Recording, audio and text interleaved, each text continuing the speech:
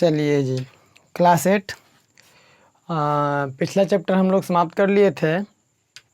क्या समाप्त किए थे ज़रा देख लेते हैं। अच्छा 8.2 था, है ना? 8.2 जी, 8.2 काफ़ी दिनों से चल रहा था, जो कि समाप्त हुआ था। उसमें से हम क्वेश्चन नंबर 40 का चौथा नंबर क्वेश्चन आपके लिए छोड़ दिया हूँ। आप लोग से नहीं बनेगा तो आप कमेंट सेक्शन में कमेंट कर दीजिएगा, मैं आपको 40 का 4 भी बता दूंगा, ठीक है? तो अब आया चैप्टर 9 में। चैप्टर 9 में CHAPTER चैप्टर जो है, कौन सा चैप्टर हम लोग पढ़ रहे हैं अब? 9 नंबर चैप्टर में अब सीधा और प्रतिलोम समानुपात है। सबसे पहले इसके बारे में हम लोग जानेंगे कि सीधा और प्रतिलोम समानुपात होता क्या है ना? सबसे पहले यही हम लोग सीखेंगे ना कि सीधा और प्रतिलोम समानुपात होता क्या है। उसके बाद क्वेश्चन को हम आगे सॉल्व करेंगे। हाँ जी, तो सीधा और प्रतिलोम समानुपात डॉक्टर केसी सिन्हा हम लोग सॉल्व कर रहे हैं। क्लास 8 है। कौन सा क्लास है बाबू? CLASS क्लास 8 है। और डॉक्टर केसी सिन्हा में हम लोग चैप्टर नंबर 9 पर हैं, सीधा और प्रतिलोम समानुपात, यही ना है? अब इसका हम लोग इंट्रोडक्शन पहले समझेंगे कि सीधा और प्रतिलोम क्या होता है। सीधा यानी इंग्लिश बोले तो डायरेक्ट, एंड इन्वर्स यानी प्रतिलोम, प्रपोर्शन का मतलब समानुपात। कोई दिक्कत नहीं ना? और हम इसको दूसरा नाम से जानेंगे। सीधा को हम लोग अनुक्रम भी बोलते हैं। सीधा को क्या बोलते हैं? अनुक्रम। और प्रतिलोम को बोलते हैं व्युत्क्रम। प्रतिलोम को क्या बोलेंगे? व्युत्क्रम। अब आप सिंपल सी बात समझिए, अनुक्रम लिख दिए हम, अनुक्रम। आई बात समझ में? अनुक्रम और प्रतिलोम का मतलब व्युत्क्रम। और देखो इसमें क्या होगा, सीधा और प्रतिलोम में अनुक्रम का क्वेश्चन रहेगा, व्युत्क्रम का क्वेश्चन रहेगा और आपका समानुपात का क्वेश्चन रहेगा। तो सबसे पहले हम अनुक्रम के बारे में समझेंगे, व्युत्क्रम के बारे में समझेंगे, यानी सीधा के बारे में समझेंगे और प्रतिलोम के बारे में समझेंगे। क्योंकि सीधा का मतलब ही होता है अनुक्रम और प्रतिलोम का मतलब होता है व्युत्क्रम। और अनुक्रम में रहेगा यानी अनुक्रम विचरण। विचरण का मतलब घूमना बउआ, घूमते रहना। विचरण का मतलब घूमते नहीं कहता, कने कने विचरण करके आ गया तुम लोग, मतलब कने कने घूम के चले नहीं, कह देता है ना ऐसे। हम लोग कह देते हैं ऐसे कि कने कने विचरण घूम के चला है। तो बाबू अनुक्रम विचरण, जो अनुक्रम में रहेगा उसको अनुक्रम विचरण बोलेंगे, और व्युत्क्रम में जो रहेगा उसको व्युत्क्रम विचरण हम लोग बोलेंगे। अब हम लोग समझेंगे कि अनुक्रम कैसे रहेगा और व्युत्क्रम कैसे रहेगा। और ये समानुपात का समानुपात ही होता है, कोई दिक्कत नहीं ना? ये समानुपात का समानुपात ही रहता है, इसका कोई चेंजिंग नहीं होता है। समानुपात का मतलब समान अनुपात, समान का मतलब बराबर। आप लोग को आगे चल करके हम सीखेंगे। सबसे पहले अनुक्रम विचरण के बारे में हम लोग सीखेंगे, उसके बाद आगे चलेंगे। चलिए हम लोग चलते हैं अनुक्रम विचरण की ओर। चलिए जी, हम लोग अब समझेंगे सीधा या इसी का दूसरा नाम है अनुक्रम विचरण, यानी डायरेक्ट प्रपोर्शन। तो सबसे पहले बाबू आप लोग को मैं एक चीज़ समझाना चाहूँगा कि मान लिया जाए अगर हम दो वस्तु लेते हैं, कोई भी दो वस्तु ले लेते हैं। मान लेंगे कि x और y दो वस्तु है। कौन सी वस्तु है? x, अभी समझते हैं, उसके बाद हम इसका परिभाषा आप लोग को इत्मीनान से लिखाएंगे। सबसे पहले समझते हैं, x है कोई वस्तु और एक वस्तु y है। हम लोगों ने दो वस्तु ले लिया। हम लोगों ने क्या किया? दो वस्तु ले लिया, x और y, ये ना लिए हैं। अब बताइए, यदि x और y दोनों वस्तु हम लिए हैं, यदि एक वस्तु बढ़ेगा तो दूसरा भी बढ़ेगा, यानी इंक्रीज करेगा। मान लिया जाए x यदि बढ़ेगा का मतलब x यदि बढ़ेगा मतलब ऊपर की ओर उठेगा, बढ़ेगा तो ऊपर की ओर जाएगा ना। यदि x बढ़ेगा तो दूसरा का भी बढ़ जाएगा, ऑटोमेटिक बढ़ जाएगा। ये आई बात समझ में? यदि x बढ़ा ऊपर की ओर तो दूसरा वस्तु भी क्या होगा? बढ़ेगा। आगे हम बताएंगे, अभी फिलहाल कैसे कैसे होगा जो। और यदि x जो है घटेगा यानी नीचे की ओर आएगा तो y भी क्या होगा? हमारा नीचे की ओर घटेगा। बात आई समझ में? अभी यदि एक वस्तु बढ़ती है तो दूसरी भी बढ़ेगी, और यदि एक वस्तु घटती है तो दूसरी भी घटेगी। तो इसको हम बोलेंगे अनुक्रम विचरण। बात आ गई समझ में? सिंपल सी बात, हम लोग कहेंगे कि यदि एक वस्तु बढ़ेगी तो यदि एक वस्तु बढ़ती है तो दूसरी भी बढ़ जाती है, तो उसको हम अनुक्रम विचरण कहेंगे, यानी सीधा प्रोपोर्शन कहेंगे। सीधा बात आई समझ में? एगो बढ़ेगा दूसरो बढ़ेगा, एगो घटेगा दूसरो बढ़ेगा, यानी सीधा सीधी चल रहा है, तो इसको हम क्या बोलेंगे? अनुक्रम। अब देखिए, इसको हम एग्जाम्पल दे करके समझते हैं कि ऐसा कैसे होगा सर कि एगो बढ़ेगा तो दोनों बढ़ेगा। इसको हम लोग एग्जाम्पल दे करके समझेंगे। अच्छा चलो चलिए समझते हैं एग्जाम्पल दे करके, ठीक है? चलिए समझते हैं थोड़ा सा बेहतरीन ढंग से इसको। मान लिया जाए कि अभी हम एक कार लेते हैं, कोई सा कार, एक कार लेते हैं। अगर मान लिया जाए उसका चाल जो है कुछ भी रह सकता है। एक कार है, उसको हम कहीं लेकर के जा रहे हैं, कहीं जा रहे हैं हम, किसको लेकर के? कार को लेकर के। और यदि वो मान लिया जाए कार जो है स्पीड से चलेगी, चलेगी कि नहीं चलेगी, यानी समय लेगी तो डिस्टेंस दूरी तय करेगी। मान लिया जाए कार का टाइम जो है और इधर डिस्टेंस है, DISTAN। अच्छा, आपको इंग्लिश में नहीं, हिंदी, सॉरी। टाइम का मतलब समय है। कार जो है, मान लिया जाए हमने एक कार लिया, समय और इधर दूरी, तो अगर हम उसको 10 मिनट यदि चलाएं हम, कितना मिनट बाबू? 10 मिनट।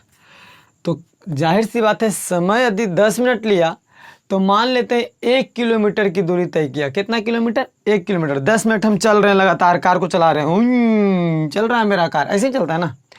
तो कार हम लोग 10 मिनट में, देखिए मान लिया जाए यहाँ से कार है एक, समझिए कि एक कार हमारा किस ढंग से होता है जी, इस ढंग से हमारा कार है। चलिए यहाँ पे चक्का लगा दीजिए, यहाँ भी चक्का लगा दीजिए, ये छोटा कार हो गया। और ये रोड पर दौड़ेगा, कार इधर की ओर जा रही है। मान लिया जाए हम इस कार को 10 मिनट चलाएंगे तो यहाँ पहुँचेगा। मान लिया जाए तो 1 किलोमीटर की दूरी तय किया, 10 मिनट चलेगा तो 1 किलोमीटर की दूरी तय करेगा, कोई दिक्कत नहीं ना। यदि हम इसी समय को 20 मिनट चलाएंगे, 20 मिनट यदि चलाएंगे तो वो 2 किलोमीटर तय करेगा दूरी, करेगा कि नहीं करेगा? यानी समय बढ़ रहा है तो दूरी भी बढ़ रहा है कि नहीं बढ़ रहा है? अब समझ में आ रहा होगा आप लोग को।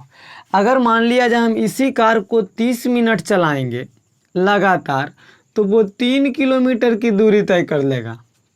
यदि हम इस कार को 40 मिनट चलाएंगे तो इसी कार दूरी जो तय करेगा कहाँ तक? 4 किलोमीटर की दूरी तय करेगा। अब देखिए समझ में आ रहा होगा कि समय जो है बढ़ रहा है तो दूरी भी बढ़ रही है, यानी अनुक्रम में है। बात समझ में आ रहा होगा। और यदि मान लिया जाए कि बाबू अगर हम, देखिए घटेगा तो घटेगा भी, अगर 40 मिनट हम कार चलाए हैं तो 4 किलोमीटर चला। अगर हम इस कार को 30 मिनट चलाएंगे तो दूरी भी घट रही है, 3 किलोमीटर जाएगा। अगर हम इस कार को 20 मिनट चलाएंगे तो 2 किलोमीटर, यानी घट रहा है। अगर समय घट रहा है तो दूरी भी घट रहा है। यदि समय बढ़ रहा है तो दूरी भी हमारा क्या हो रहा है? बढ़ रहा है। जब दोनों वस्तु, एक वस्तु के इंक्रीज करने पर, यानी जब एक वस्तु बढ़ेगी तो दूसर का भी बढ़ जाएगी, ऑटोमेटिक बढ़ जाएगी, तो समझ जाइएगा कि वो अनुक्रम विचरण में है। और यदि इसी में एक वस्तु घट रही है तो दूसर का भी ऑटोमेटिक घट गई, तो भी समझ जाएंगे कि वो अनुक्रम विचरण में ही है, क्योंकि एगो घट रहा है तो दूसर का भी घट रहा है, सीधा सीधी है। एगो बढ़ रहा है दूसर का भी बढ़ रहा है, सीधा सीधी है। आई बात समझ में? तो सीधा सीधी करने का मतलब सीधा अनुक्रम विचरण। बात समझ में आ गई होगी। अब हम इसका क्वेश्चन के अनुपात, अच्छा मान लिया जाए, चलिए ठीक है, ये अनुक्रम में हम लोग समझ लिए। अब हम लोग मान इसका अनुपात देखें। देखिए 10 मिनट में अनुपात इसका देखेंगे। अनुपात का मतलब बटा होता है, अनुपात का मतलब बटा, आप लोग को हम बताए हैं, खैर कोई बात नहीं। इसका यदि अनुपात देखेंगे, यानी तो देखिए 10 अब बटा में 1 किलोमीटर, 10 मिनट चलाएं तो 1 किलोमीटर दूरी तय किया, तो बराबर में अगर 1 से भागा देंगे 10 में तो 10 ही रह जाएगा कि नहीं रह जाएगा? अब बताइए, अगर 20 मिनट हम चलाए हैं तो वो 2 किलोमीटर दूरी तय किया है, यानी 20 मिनट चलाए हैं तो 2 किलोमीटर। अनुपात के मतलब बटा, अनुपात हम देख रहे हैं दोनों का, समय और दूरी का अनुपात, यानी समय बटा दूरी हम लोग देख रहे हैं। तो समय और दूरी का अनुपात 10 मिनट चला तो 1 किलोमीटर चला, यानी 10 रहा। अगर 20 मिनट चलाएं तो 2 किलोमीटर गया, यानी इसको भी काट देंगे तो 10 ही रह जाएगा कि नहीं रह जाएगा। अगर 30 मिनट चलाएं तो 3 किलोमीटर गया। तो इसी तरह से अगर 30 किलोमीटर चलाए हैं तो 3 किलोमीटर गया। अनुपात देख रहे हैं हम लोग, इस दोनों का अनुपात का मतलब बटा। तो 30 मिनट 3 किलोमीटर, इसका भी 10 से रह गया कि नहीं रह गया। आप बताइए। चलिए अब हम लोग 40 चले तो 4 चले, 40 मिनट चले तो 4 किलोमीटर, तो इसका भी तो 10 से रह गया ना। यानी इसमें अगर एक वस्तु हम x ले लिए, समय को x ले लिए और दूरी को y ले लिए, तो x बटा y हमेशा स्थिर रह रहा है, बराबरे रह रहा है कि नहीं रह रहा है। बताइए, ई अनुपात लिए तो भी 10, ये अनुपात लिए तो भी 10, ये वाला लिए तो भी 10, ये वाला लिए तो भी 10।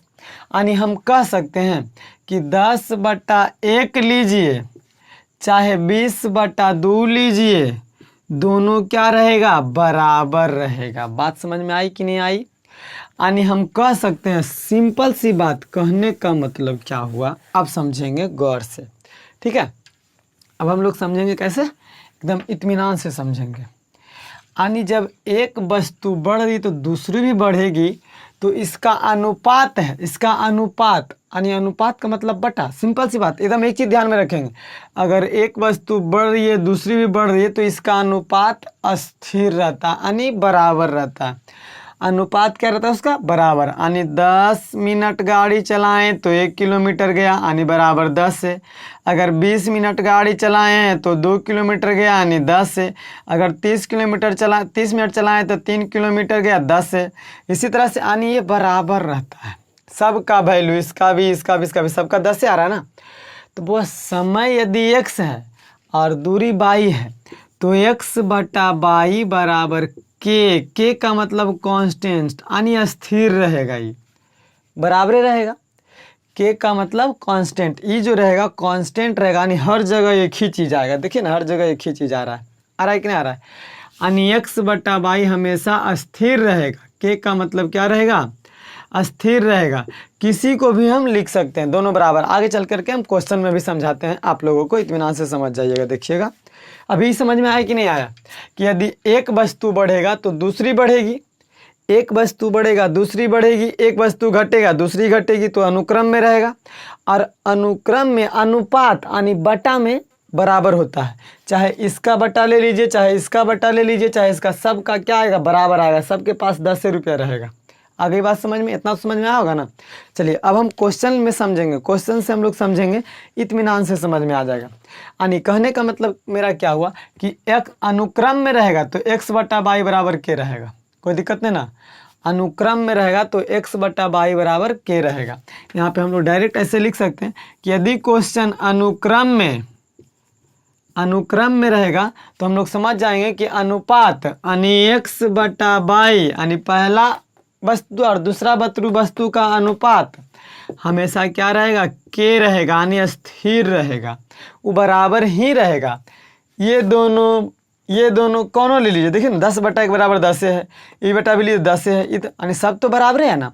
तो इसका बराबर ई, इसका बराबर ई है कि नहीं है। तो यही बता, अनुक्रम में रहेगा तो x बटा y, यानी पहला वस्तु और दूसरा वस्तु का अनुपात हमेशा क्या रहेगा, स्थिर रहेगा। यहाँ तक कोई दिक्कत नहीं ना। आगे चल करके हम इसको क्वेश्चन के साथ मेंटेन करते हैं, समझ में आ जाएगा, ठीक है। देखिए हम लोग सीधा और अनुक्रम विचरण का परिभाषा आप समझ लेते हैं, उसके बाद एग्जाम्पल क्वेश्चन समझेंगे। किसी दो राशि x तथा y, कुछ भी मान सकते हैं, p तथा q, a तथा b, d c तथा d, कुछ भी मान सकते हैं। तो किसी दो राशि x तथा y के लिए यदि x का मान बढ़ाने पर उसी अनुपात में y का भी मान बढ़ जाता है, बढ़े, तथा x का मान घटाने पर उसी अनुपात में y का मान भी घट जाता है, तो वह राशियां अनुक्रम विचरण में होती है। कोई दिक्कत नहीं ना, परिभाषा समझ में आ गया होगा। और अनुक्रम विचरण में जब रहेगी तो x बटा y, यानी उसका अनुपात, बटा के मतलब अनुपात, आप लोग को पता होना चाहिए, उसका अनुपात जो है स्थिर रहता है, यानी स्थिर मान, के का मतलब स्थिर रहता है। बराबर रहता है। स्थिर का मतलब दोनों का बात बराबर रहेगा, चाहे वो लीजिए चाहे वो लीजिएगा। अभी समझाते हैं, अभी पीछे पीछे समझाए थे। अब क्वेश्चन जो इस पे पूछेगा अनुक्रम पे, अनुक्रम विचरण पे, उस क्वेश्चन को कैसे पूछेगा और कैसे बढ़ेगा वो हम लोग समझते हैं क्वेश्चन में। अभी तो परिभाषा हम लोग समझ लिए हैं। देखिए क्वेश्चन के हिसाब से हम समझते हैं कैसे क्वेश्चन कैसा रहेगा। यदि 3 मीटर कपड़ा का मूल्य 300 रुपया है। कितना मीटर कपड़ा का मूल्य बाबू? 3 मीटर कपड़ा का मूल्य कितना? 300 रुपया। तब कहता है 9 मीटर कपड़ा का मूल्य क्या होगा? यही ना बोला बाबू। यदि 3 मीटर कपड़ा का मूल्य कै रुपया बाबू? 300 रुपया।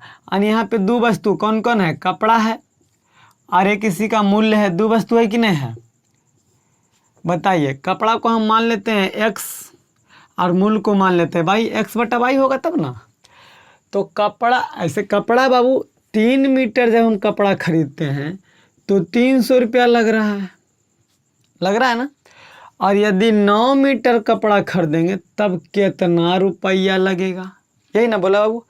बताइए तो कि जब वो 3 मीटर कपड़ा का 300 रुपया था, 9 मीटर का जाहिर सी बात है वो, जब 3 मीटर कपड़ा लेंगे तो 300 रुपया। अगर हम 9 मीटर कपड़ा लेंगे तो रेट ज़्यादा लगेगा, यानी बढ़ जाएगा। यानी 3 मीटर तो 300 रुपया, जब कपड़ा बढ़ गया 9 मीटर हो गया तो रुपया भी बढ़ जाएगा।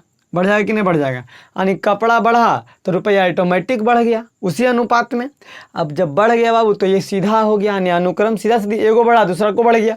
तो ये हो गया कौन चीज़ में बाबू? अनुक्रम विचरण में। कौन सा हो गया बाबू? अनुक्रम विचरण में। या फिर इसको हम सीधा भी बोल सकते हैं कि नहीं बोल सकते हैं। और अनुक्रम विचरण में अभी हम लोग देखे थे कि बाबू x बटा वाई बराबर के स्थिर रहता है, यानी स्थिर रहता है वो। तो बताइए अनुपात वो x है वाई है, यानी 3/300, यानी 3/300 और इन 9 बटा में मान लो भाटे रह देते हैं तो ये दोनों बराबर नहीं रहेगा। अभी हम लोग सीखे थे कि 10/1 था, जब 10 मिनट में 1 किलोमीटर चला था ना बउआ, तब 20 का मान 10 से था। और 20 मिनट में 2 किलोमीटर, तब 20 का मान 10 से था, यानी बराबर था दोनों। अब इस दोनों बराबर होगा क्योंकि स्थिर रहता है दोनों का मान। नहीं तो दोनों का मान तो बराबर ही रहेगा ना। इसको भी करेंगे तो 10 बराबर जितना आएगा उतना ही, इसको भी करेंगे तो उतना ही, यानी दोनों बराबर रहता है। बात समझ में आया कि नहीं आया? बात समझ में आ गया कि नहीं आ गया? बताइए। जब इसका अनुपात इसका और इसका अनुपात इसका बराबर के, यानी स्थिर रहेगा, ये बराबर रहेगा, वो स्थिर रहेगा। ई भी एक्स ई भी वाई, ई भी एक्स ई भी वाई, यानी x बटा वाई दोनों का मान स्थिर रहेगा, बराबर रहेगा। स्थिर रहेगा मतलब वो जी को जी रहेगा।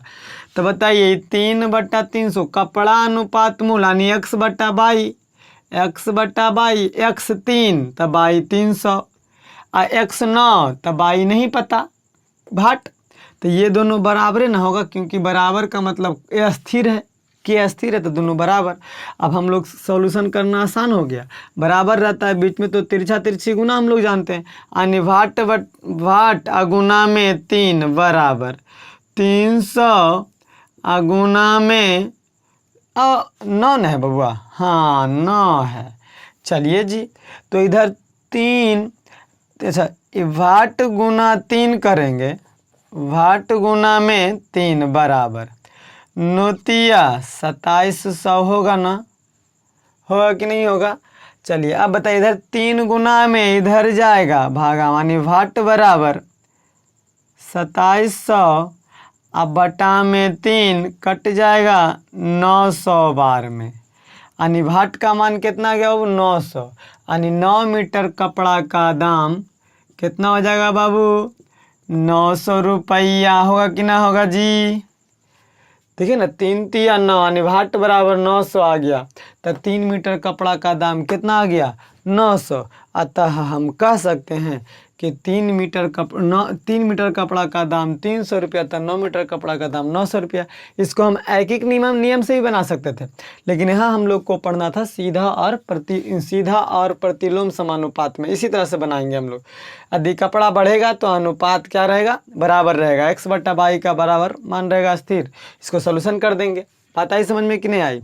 और इसी को हम लोग दूसरा तरह से क्वेश्चन भी पूछ सकता था, इसी को एक तरह से और पूछ सकता था कि यदि 9 मीटर कपड़ा का मूल्य, ऐसा क्वेश्चन भी पूछ सकता था। दूसरा क्वेश्चन में यदि 9 मीटर कपड़ा का मूल्य 900 रुपया है तो 3 मीटर कपड़ा का मूल्य क्या होगा, ऐसा भी क्वेश्चन पूछ सकता था। तो देखिए ऐसा भी क्वेश्चन पूछेगा तो कोई दिक्कत नहीं होगा, हम लोग फिर से कपड़ा और मूल्य का अनुपात देखेंगे, एकदम इत्मीनान से समझिए, एकदम सेम समझ में आ जाएगा। और अनुक्रम विचरण में ये हमेशा ध्यान रखेंगे कि x/y जो रहता है हमेशा स्थिर रहता है, के रहता है अनुक्रम विचरण में। तो बताइए 9 मीटर कपड़ा का दाम कितना, 900 रुपया बोला, तो बोला 3 मीटर कपड़ा का दाम बताइए। 3 मीटर का कपड़ा का दाम मान लेते हैं हमको ए रुपया, भाट भी मान सकते थे, ए रुपया भी लगेगा। तो बताइए 9 मीटर कपड़ा का दाम 900 रुपया था, कपड़ा घटेगा तो दामो घट जाएगा कि नहीं घट जाएगा, यानी सीधा है, एगो घटा दूसर को घट गया, सीधा है। तो सीधा में x/y बराबर होता है, यानी 9/900 बराबर में 3/a, नहीं कुछ तो हम a मान लिए थे, ए रुपया लगेगा। अब तिरछा तिरछी गुना a गुना 9, यानी 9 गुना ए भी तो लिख सकते हैं ना, बराबर 9 तिया 2700। अब a इधर 9 गुना में इधर आ जाएगा भागा में, 9 तिया 27, तो 300 बार में कट गया ना, यानी ए बराबर 300। तो बताइए यहाँ पे 300 यानी 3 मीटर कपड़ा का मूल्य क्या रुपया लगेगा, 300 रुपया। सीधा सीधी था या नहीं था, समझ में आ गया होगा, हमको लग रहा है कि आप लोग को समझ में आ गया होगा। और इसका एक क्वेश्चन तरीका पूछने का और होगा, क्या रहेगा, ऐसे क्वेश्चन रहेगा कि 300 रुपया में 3 मीटर कपड़ा तो 900 रुपया में कई मीटर कपड़ा, ऐसा क्वेश्चन। देखिए क्वेश्चन समझिए, क्वेश्चन रहेगा कि 300 रुपया में यदि 300 रुपया में 3 मीटर कपड़ा मिलता है, अच्छा क्वेश्चन समझ लेते हैं। यदि 300 रुपया में 3 मीटर कपड़ा मिलता है तो 900 रुपया में कितना मीटर कपड़ा मिलेगा, ये ना बउआ, कपड़ा मूल्य है तो पहले मूल्य दे ले बाबू अबरी, और उसके बाद कपड़ा है। तो बताइए 300 रुपया में 3 मीटर कपड़ा मिला तो 900 रुपये में, जाहिर सी बात है जब रुपया बढ़ा तो कपड़ा वो ज़्यादा मिलेगा ना, मान लेते हैं ए मीटर।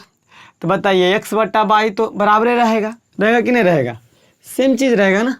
तो बताइए यानी 300 अब बटा में 3 मीटर, क्योंकि x/y का मान स्थिर रहता है, बराबर में 900 अब बटा में हम मान लिए थे ए मीटर कपड़ा मिलेगा, मान लिए थे कि ए मीटर कपड़ा मिलेगा। अब तिरछा तिरछी गुना ए गुना 300, यानी या फिर 300 गुना ए लिख सकते हैं, 300 गुना ए बराबर में 900 गुना 3 तो 9 27 डायरेक्ट कर देते हैं 2700। अब बताइए ए बराबर इधर 300 गुना में इधर आएगा भागा में 2700 बटा 300, 0 से 0 खत्म, 3 तिया 9, यानी ए बराबर 9, तो 900 रुपया में 9 मीटर कपड़ा मिलेगा। 900 रुपये में कई मीटर मिलेगा, सीधा था, क्योंकि देखो ना बुआ, जब कपड़ा मूल्य जब हम रुपया बढ़ाएं तो कपड़ा बढ़ेगा, यानी सीधा में था, सीधा में x/y बराबर के रहता है, स्थिर रहता है, दोनों बराबर रहेगा, यानी स्थिर का मतलब दोनों बराबर रहेगा, इसका भी मान वही इसका भी मान वही। बात आई समझ में कि नहीं आई। तो हम आशा करते हैं कि आपको सीधा समझ में आ गया होगा, पहले भी सीधा समझ में आया होगा। अब प्रतिलोम का मतलब व्युत्क्रम को हम अगले वीडियो में समझाएंगे। आप पहले कमेंट करके जवाब दीजिए कि हाँ सर ये समझ में आया कि नहीं, सीधा वाला समझ में आया कि नहीं। अगर आ गया है तो अच्छी बात है, अगर नहीं आया तो कमेंट कीजिए, मैं फिर से इसको रिपीट करूँगा। और हम कल चलेंगे प्रतिलोम और समानुपात के बारे में, यदि ये समझ में आ गया होगा तो ठीक है। बाकी आप लोग ध्यान से देखिए, बाकी फिर मिलेंगे अगले क्लास में, कोई दिक्कत रहने देते हैं।